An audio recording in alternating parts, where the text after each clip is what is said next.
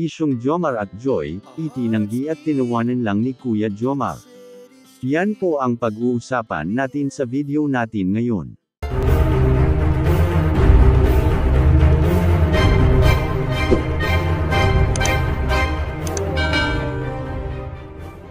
Bago po natin simulan ang video natin ngayon, ay binabati ko po kayo ng isang mapagpalang araw, at salamat sa pagdalaw.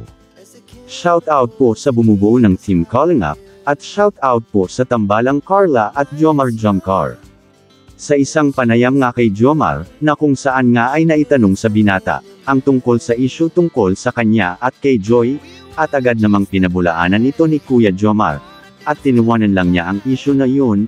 Alam naman natin na malalim na ang pinagsamahan ni Jomar at Carla, kaya sa tingin ko malabong mangyari ang mga issue na pinapalabas ng ilan, makikita naman natin sa mga reaksyon, at kilos ng dalawa, kung gaano kasaya si Jomar at Carla sa isa't isa. Bro, issue kasi na kay Joy, ano ba yun?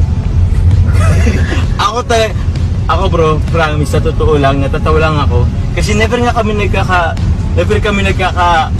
tawag yan, nagkakasama. Tapos inisyo pa kami. So, hindi po talaga yung totoo kasi po, nung graduation talaga ni Joy, di ba si Kuya Ed nung kasama? Si Ed bro, kasi... O mga Calling Up, papayag ba kayo na mapunta sa iba si Jomar? Alam ko namang hindi, kaya wag kayong mag-alala.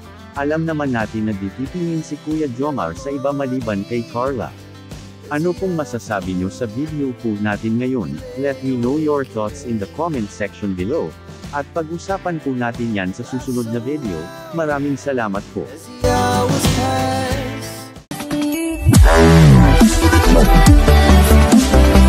Wow.